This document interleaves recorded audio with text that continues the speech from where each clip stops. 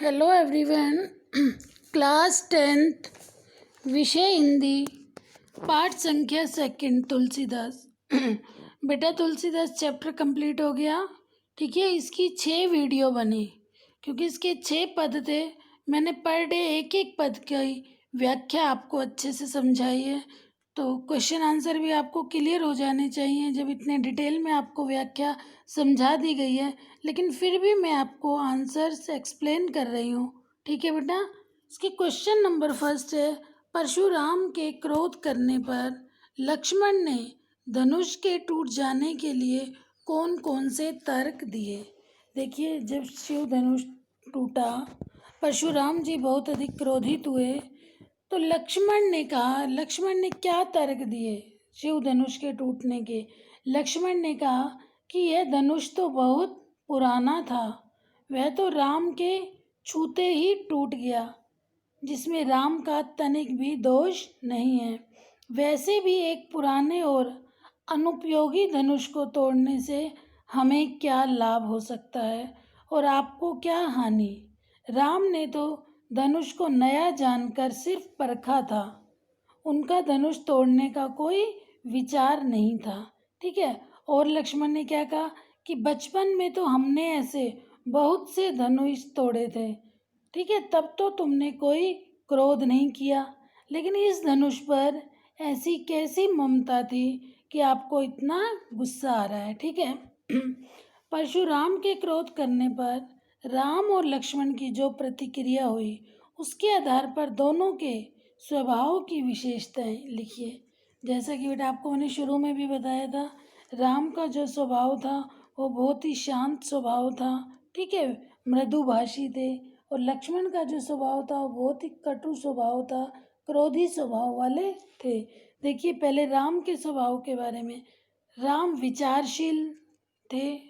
विचारशील, शांत, गंभीर, विनम्र और व्यवहार कुशल हैं। ठीक है, क्या क्या विशेषताएं बताई। विचारशील हैं, शांत हैं, गंभीर हैं, व्यवहार कुशल हैं, वे गुरुजनों का आदर करते हैं, उनके हाव भाव और वाणी से एक बड़पन का बोध होता है। परशुराम के अकारण क्रोध करने और कटु वचन कहने पर भी स्वयं को उनका दास बताते हैं। ठीक है, राम का स्वभाव के बारे में पता चला।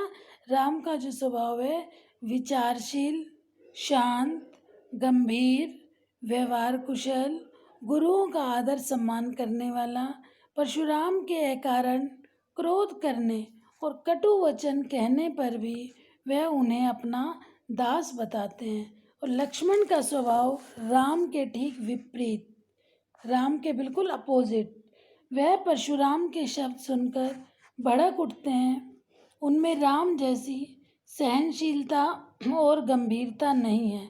ठीक है, लक्ष्मण का जो स्वभाव है बहुत ही क्रोधी स्वभाव वाला है, उनमें सहनशीलता बिल्कुल भी नहीं है, राम की तरह गंभीरता नहीं है।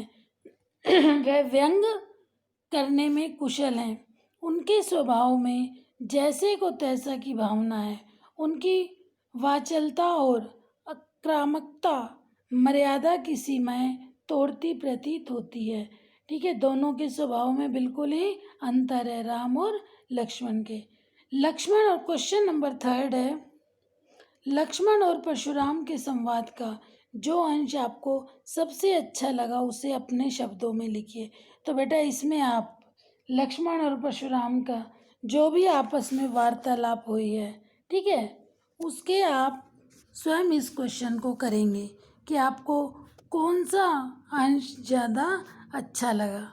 ठीक है, नेक्स्ट क्वेश्चन नंबर फोर्थ है, परशुराम ने अपने विषय में सभा में क्या क्या कहा। क्या क्या कहा परशुराम ने अपने विषय में, ये क्वेश्चन में ही आपके दिया हुआ है, आपको सिर्फ इसकी हिंदी बतानी है। बाल ब्रह्मचारी अति कोही, विश्व विदित क्षत्रिय कुलद्रोही, भुजबल भूमि भूप बिन कीनी, विपुल बार मही देवन दीनी, सहस बाहु भुज छेद निहारा, परसु विलोकी महिप कुमारा, मातु पिताई जन सोच बस करसी, महिष किशोर गर्भन के अर्भक, दलन फरसु मोर अति घोर। देखिए परशुराम ने अपने विषय में सभा में क्या क्या कहा। ठीक है, परशुराम ने गर्व सहित, जब शिव धनुष टूट जाता है तो क्रोधित होते हुए परशुराम सभा में आते हैं और सभा में क्रोध करते हुए बोलते हैं, मैं बाल ब्रह्मचारी और बड़ा क्रोधी हूँ। ठीक है, सारा संसार जानता है कि मैं क्षत्रिय कुल का क्षत्रिय शत्रु हूँ। मैंने अपनी भुजबल भूमि भूपविन कीनी, मैंने अपनी भुजाओं से इस धरती को क्षत्रिय राजाओं से रहित कर डाला, अर्थात इस भूमि से मैंने क्षत्रिय राजाओं को मार दिया और उनकी भूमि को ब्राह्मणों को दान दे दिया। सहस बाहु भुज छेद निहारा, और अरे राजपुत्र लक्ष्मण से कह रहे हैं, तनिक मेरे इस फरसे की ओर देखो, यह राजा सहस बाहु की भुजाओं को काटने वाला है। परसु विलो की महिप कुमारा, हे राजपुत्र तुम मेरे इस फरसे की ओर देखो। इस फरसे ने कित सहस बाहु की भुजाओं को काटा है। अरे राजकुमार मात पितई जन सोच बस, करसी महिष किशोर। वो लक्ष्मण को कह रहे हैं कि हे राजकुमार, अपने माता पिता को क्यों शोक मग्न करना चाहते हो। ठीक है, मातु पितई जन सोच बस, सोच बस शोक मग्न, तुम अपने माता पिता को शोक मग्न क्यों करना चाहते हो। गर्भक गर्भन के अर्भक दलन फरसु मोर अति घोर। मेरा ये फरसा इतना कठोर है कि मेरे इस फरसे की भयंकर आवाज को सुनकर, ठीक है, शतरानियों के गर्भ भी गिर जाते हैं।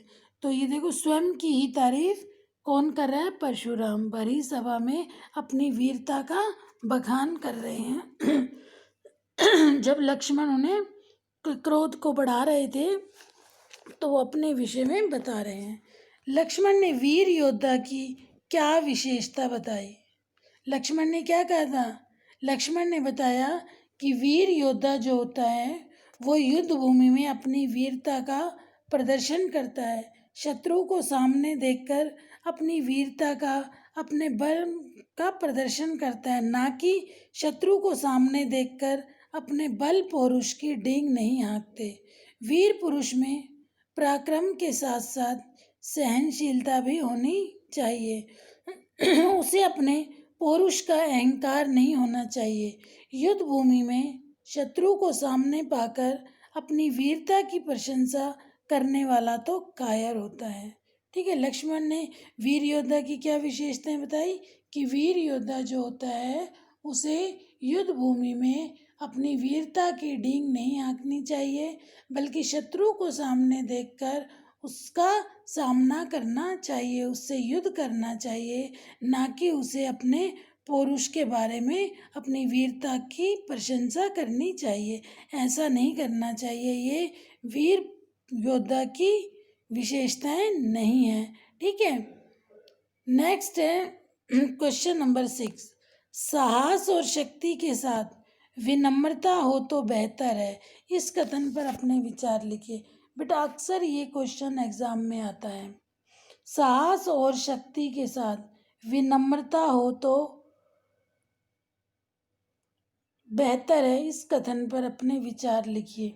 अब देखिए ये किसके लिए बात आई है, साहस और शक्ति वीरता के भूषण है। यदि इनके साथ व्यक्ति में विनम्रता हो, ठीक है, विनम्रता हो तो सोने पे सुहागा जैसी बात हो जाती है। वह मनुष्य को अहंकारी और निरंकुश होने से बचाती है। लक्ष्मण और परशुराम दोनों में साहस और शक्ति की कमी नहीं है, किंतु विनम्रता के अभाव में दोनों अहंकारी और निरंकुश हो गए हैं। उनकी वीरता केवल मुंहजोरी और प्रलाप बनकर रह जाती है, जबकि श्री राम का व्यवहार इनके विपरीत है। वह साहस शक्ति में दोनों से कम नहीं है, साहस और शक्ति में, किंतु वे अपनी विनम्रता के कारण सारी सभा की प्रशंसा के पात्र हैं। उनका आचरण बड़ा ही मर्यादित है और वे सच्चे वीर पुरुष के अनुकूल है। तो साहस और शक्ति के साथ विनम्रता हो तो बेहतर है। तो ये कथन किसके लिए आया है? राम के लिए। साहस और शक्ति तो उनके अंदर थी लेकिन उसके साथ साथ वो बहुत अधिक विनम्र और मर्यादित भी हैं। उनका आचरण बहुत अधिक मर्यादित है, इसलिए सभी के वो प्रशंसा के भरी सभा में प्रशंसा के पात्र हैं। जबकि लक्ष्मण और परशुराम में साहस और शक्ति की कमी नहीं है, लेकिन उनमें अहंकार और दोनों में अहंकार अहंकार और निरंकुश हो गए हैं। दोनों अहंकारी और निरंकुश हो गए हैं। कौन? लक्ष्मण और परशुराम। ठीक है। नेक्स्ट है भाव स्पष्ट कीजिए। इन पंक्तियों का आशय बताइए। ठीक है। भावार्थ क्या है? व्यसी लखन बोले मृदुबानी, अहो मुनीसु महाभट मानी, पुनि पुनि मोए दिखाऊ कुठारो, चहत उड़ावन फूकी पहाड़ो। व्यसी लखन बोले मृदुबानी। व्यसी हंसकर, लक्ष्मण हंसकर कोमल वाणी में कहने लगे, हे मुनीश्वर, आपके महान योद्धा होने का क्या कहना। व्यसी लखन बोले मृदुबानी, अहो मुनीश महाभट वानी। हे मुनीश्वर, आपके महान योद्धा होने का क्या कहना। आप बार बार मुझे, पुनि पुनि बार बार, मोही मीन्स मुझे, दिखाओ मीन्स दिखा रहे हो, कुठारो मीन्स फरसा, आप बार बार मुझे अपना फरसा दिखा रहे हो। चाहते उड़ावन फूकई पहाड़ो, आप चाह रहे हो फूक से पहाड़ को उड़ाना, अर्थात फूक से पहाड़ को उड़ाना चाह रहे हो। ठीक है। यहाँ लक्ष्मण परशुराम के गर्जन तर्जन और आत्म प्रशंसा का उपहास कर रहे हैं। आत्म प्रशंसा, परशुराम जी जो स्वयं की प्रशंसा स्वयं कर रहे थे, अर्थात अपने मुंह मियाँ मिट्ठू बन रहे थे। तो लक्ष्मण उन पर उपहास कर रहे हैं और उन्हें क्या कह रहे हैं कि तुम स्वयं को पर्वत के समान और परशुराम की वीरता को फूक के समान कोरी वाचलता बता रहे हैं। क्या कह रहे हैं कि तुम तो चाह रहे हो फूक से पहाड़ को, चाहत उड़ावन फूकी पहाड़, फूक से पहाड़ को उड़ाना चाह रहे हो। कौन कह रहे हैं? लक्ष्मण। किससे कह रहे हैं? परशुराम से। खे यह कुमड़ बतिया को नाई, जे तर्जनी देखी मारी जाई, देखी कुठारू सरासन बाना, मैं कछु कहा सहित अभी माना। देखिए, यहाँ परशुराम के क्षत्रिय वेश का उपहास करते हुए लक्ष्मण कह रहे हैं, हे मुनिवर, यदि आप स्वयं को भारी योद्धा समझते हैं तो हम भी कोई निर्बल व्यक्ति नहीं हैं कि आपकी तर्जनी उंगली होती है बेटा अंगूठे के साथ वाली उंगली, इसे देखकर हम भय से सिकुड़ जाएं। यह कुमड़बतिया कौन है? यह कुमड़बतिया एक पौधा होता है जिसे छूते ही वो क्या हो जाता है? मुरझा जाती हैं उसकी पत्तियां।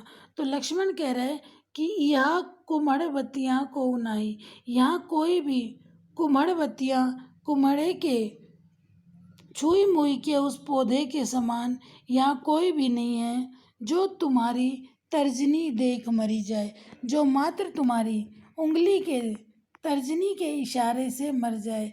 देखी कुठार सरासन बाना, मैं कुछ कहा सहित अभिमाना। आपको अस्त्र शस्त्रों से सुसज्जित देखकर मुझे आपके क्षत्रिय होने का भ्रम हो गया है, इसलिए मैं आपसे कुछ अहंकारपूर्ण बातें कह दी। पर आप तो क्या कह रहे हैं लक्ष्मण? आप तो भृगुवंशी ब्राह्मण निकले, अब आप पर क्या वीरता दिखाएं। देखिए लक्ष्मण किस तरीके से व्यंग करते हैं और परशुराम के क्रोध को और अधिक बढ़ाते हैं। क्या कह रहे हैं? या कुमड़बतियाँ को उनाई, जे तर्जनी देखी मरी जाई, देखी कुठारू सरासन बाना, मैंने तुम्हारे हाथ में, ठीक है, अस्त्र शस्त्रों से सुसज्जित देखकर मुझे अपने क्षत्रिय योद्धा होने का भ्रम हो गया है, लेकिन आप तो कोरे क्या निकले, आप तो भृगुवंशी ब्राह्मण निकले। गे गाधी सुन के हृदय हसी, मुनहि हरिहर सूज, असमय खांड न ऊख में, अजऊ न बूझ अबूझ। देखिए, परशुराम की अहंकार युक्त बातों को सुनकर गाधी सुनो, परशुराम की अहंकार युक्त बातों को सुनकर विश्वामित्र गाधी सुन के हृदय हंसी, मन ही मन में परशुराम जी की बातों को सुनकर विश्वामित्र हंसते हैं और सोचने लगते हैं कि मुनि हरि हरे सूझे, मुनि जन को सब कुछ हरा ही हरा सूझ रहा है, अर्थात यह राम और लक्ष्मण को भी साधारण क्षत्रियों कुमार समझकर इन्हें परास्त करने का सपना देख रहे हैं, अर्थात ये इन दोनों राजकुमारों को भी साधारण क्षत्रिय समझ कर रहे हैं और इन्हें परास्त करने का सपना देख रहे हैं। ठीक है, इन्हें पता नहीं, अयमन खांड न ऊख में, अजऊ न बूझ अबूझ, इन्हें यह पता नहीं कि यहाँ गन्ने से बनी ये खांड नहीं है। ठीक है, ये कोई गन्ने से बनी खांड नहीं, बल्कि यह तो लोहे के चने हैं, अर्थात लोहे की बनी खांड है, तो इनसे युद्ध करना सहज बात नहीं है। इसलिए विश्वामित्र मन ही मन मुस्कुरा रहे हैं। ठीक है, पाठ के आधार पर क्वेश्चन नंबर 8, तुलसी के भाषा सौंदर्य पर अपने विचार लिखिए। देखिए, तुलसी के भाषा पर अपूर्ण अधिकार है, उनका शब्द चयन बड़ा ही सटीक और प्रभावशाली है। उन्होंने अपनी भाषा अवधी भाषा को साहित्यिक स्वरूप प्रदान करते हुए रामचरितमानस जैसे महाकाव्य की रचना की। इनकी भाषा प्रौढ़ और वाक् चातुर्य से सुसज्जित है।